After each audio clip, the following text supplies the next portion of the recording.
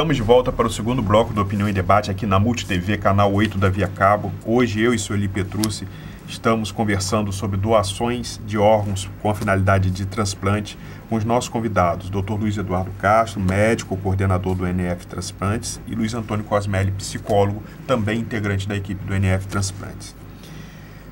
Voltando à questão anterior de deixar autorização ou não, voltando àquela época que essa autorização tinha que constar no documento de identidade, me parece que isso causou muita confusão e causou a redução da quantidade de órgãos captados.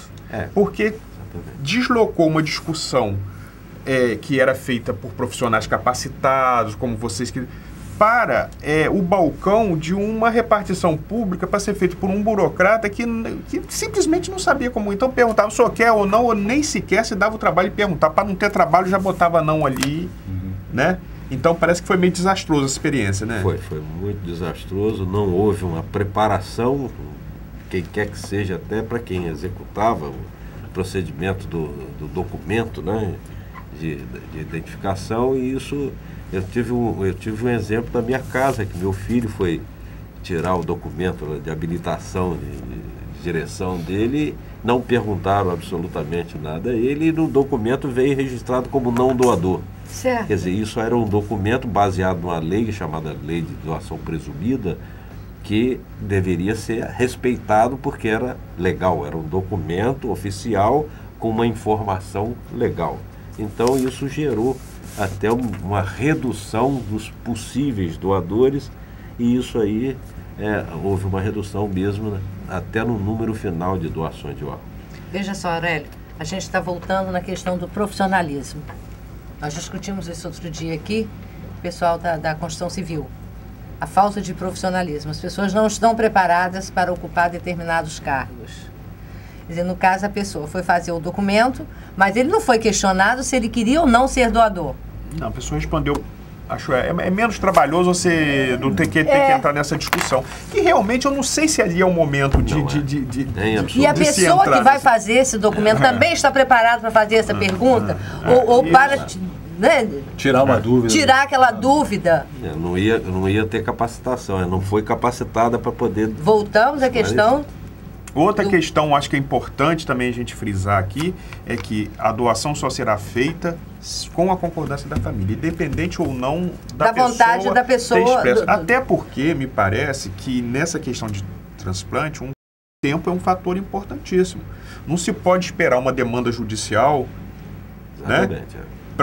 Então tem que haver concordância, unanimidade ali, para que não haja nenhum empecilho, porque senão o cara entra, consegue um mandado de segurança, embarga, e aí o órgão já... Exatamente, que a importância da imprensa, da mídia, é fundamental nessa discussão do assunto, para levar para casa das pessoas justamente esse tema, que seja discutido entre os componentes da família, porque uma vez isso sendo discutido, a decisão da pessoa sempre é respeitada pelos familiares.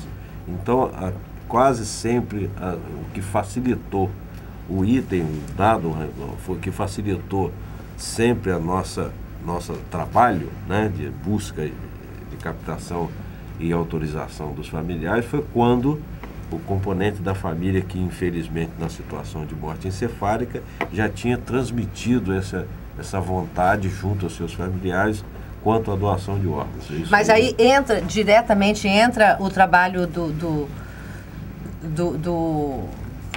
captador, do psicólogo. Do psicólogo. Quer dizer, ele vai falar com alguém em especial, ou ele vai falar com a família? Ele vai tentar reverter? Porque se o paciente já manifestou essa vontade, em algum momento alguém tomou conhecimento disso. Ô, Sueli, olha só.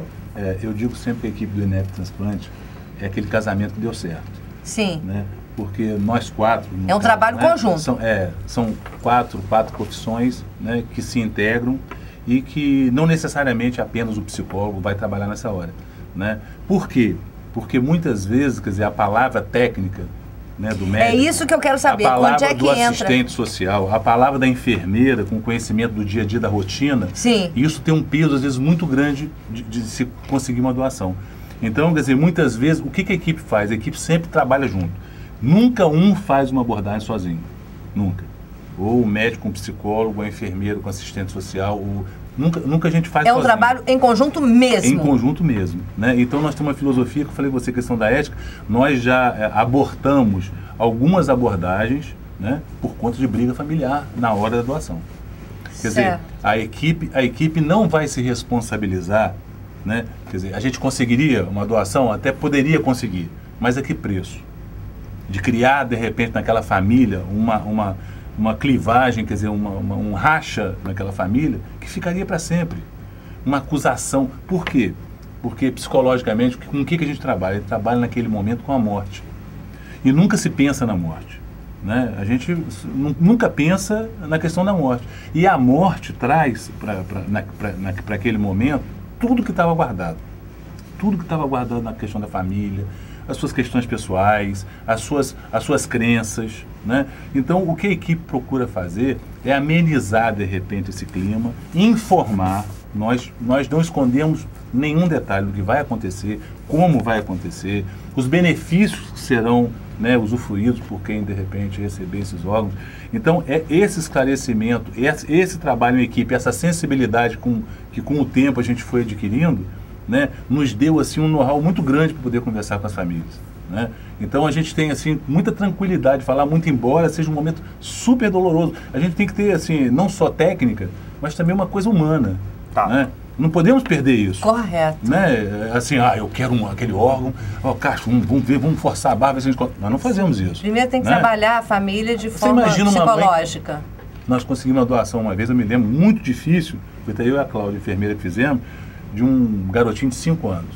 Né? Ele foi atropelado, ele estava com a mãe, você imagina, ele estava com a mãe fazendo compras, a mãe olhou para o lado, ele atravessou a rua correndo. Uma ambulância do Ferreira Machado atropelou esse garoto. E levou para o hospital, o motorista ficou em choque. E aí a abordagem foi muito difícil, né? Imagina. Mas a mãe tinha dentro dela uma coisa assim, de doação. Ela doou os órgãos do menino, né? Mas é uma questão, quer dizer, que aquela mãe estava desesperada naquele momento. Uma outra que teve também com criança, ela não conseguia pensar sobre isso. E a gente não podia insistir na doação. Ela não conseguia naquele momento pensar sobre o filho dela, de repente, poder doar. Ela não conseguia pensar naquilo. Não, bloqueou. E aí a gente não podia avançar. A gente não podia avançar. Tá entendendo? Então a gente tem essa medida, às vezes até de uma certa perda. Mas a gente ganha no sentido de credibilidade, de ética e de consciência também profissional e humana, né? De não levar para casa isso com a gente também. Certo. Essa questão de ética, credibilidade, isso é muito importante, porque hoje a gente percebe que existe, né, na nossa sociedade, no nosso país, uma descrença muito grande em relação a tudo que é público, a tudo que é oficial, da mutreta e tal. E eu acho que isso é uma coisa, agora eu vou fazer essa pergunta, porque eu percebo isso nas pessoas e acho importante a gente deixar isso bem esclarecido aqui, que é o medo. Não, mas quem vai me garantir que eu realmente vou estar com morte encefálica, né? Quem é que vai atestar isso? Não vão... A gente vê isso na população, né? Esse medo de ter seus órgãos tirados ainda com vida, até... Não, porque podem querer vender e... Primeiro, como é atestado essa morte encefálica, por quem é atestado e como que esse processo acontece para que as pessoas saibam da seriedade, né, e da ética com que isso é feito. Talvez com essa explicação... E que não há risco de você ser talvez com essa explicação mutilado em vida. É o que vai clarear a ideia que as pessoas têm de como fazer essa doação. Os critérios de morte encefálica são bem estabelecidos em toda a comunidade profissional, técnica, médica, internacional, não é só aqui. E aqui o Brasil, ele segue isso por determinação, definição. Esses critérios são bem esclarecidos, são divulgados a toda a comunidade médica, são os critérios de morte encefálica pelo Conselho Federal de Medicina. Quer dizer, o paciente ele tem que ser possível doador, possível indivíduo que está com estado de morte encefálica, ele é examinado, tem todo um exame clínico bem definido, com sinais bem definidos. Existe um protocolo examinado por um profissional ele tem que ser examinado horas depois, aí varia pela faixa de idade do paciente. O adulto, por exemplo, você tem que ter um intervalo de 6 horas entre um exame clínico e outro. Não pode ser o mesmo profissional, tem que ser um profissional diferente, preferencialmente um médico até escolhido pela família, se não um profissional outro que seja da área neurológica, um neurocirurgião, um neurologista. E depois aí tem que haver o registro gráfico do estado de morte encefálica, por diversos métodos que podem ser feitos esse diagnóstico de confirmação e de registro do estado de morte encefálica. Então não há dúvida técnica. É isso que eu queria saber. Entre fazer a doação e atestar essa morte, há um procedimento, digamos que até longo, né? Para que isso possa ser feito. E entre a morte encefálica e a parada completa de todos os órgãos, a gente sempre tem um tempo, como o senhor já falou, pela evolução tecnológica, da biotecnologia, da biomedicina, que o corpo é mantido, né, com alguns órgãos não vivo, porque a morte já foi... já definido a morte, o estado de morte. Mas com sangue circulando ainda, sendo oxigenado no pulmão. Que não é muito tempo, né, Cássio? Né? Pelos métodos artificiais hoje, que são bastante adiantados, né? O indivíduo ele pode ser mantido conforme a faixa etária, ele pode ser mantido 12, 36 horas, até dias, 4 a 5 dias, com manutenção desses equipamentos. Mas isso, cada tempo que passa, isso vai perdendo o controle que é exercido pelo cérebro, né, pelo encéfalo. Então os órgãos vão entrando em falência gradativa e múltipla. Por isso é que tem que ser utilizados o mais breve possível. Agora, nesse momento assim, de muita dor que a família está passando, eu acredito que a família às vezes não tem nem cabeça de procurar. Mas ela não precisa se preocupar com isso, porque ela, se for o caso, ela será procurada pelo grupo, pela equipe do NF. Vocês devem ter uma rede de informações dentro dos hospitais, né? Informação oficial. A família não precisa se preocupar em procurar o serviço do NF Transplante. São vocês que procuram? O estado de morte encefálica hoje é definido pela legislação, é de notificação compulsória. Quer dizer, as equipes médicas de assistenciais, quando uma vez identificam o estado de morte encefálica, tem que comunicar aos órgãos competentes. No caso, na região, a gente que exerce essa atividade de recepção, de receber a notificação do estado de morte encefálica.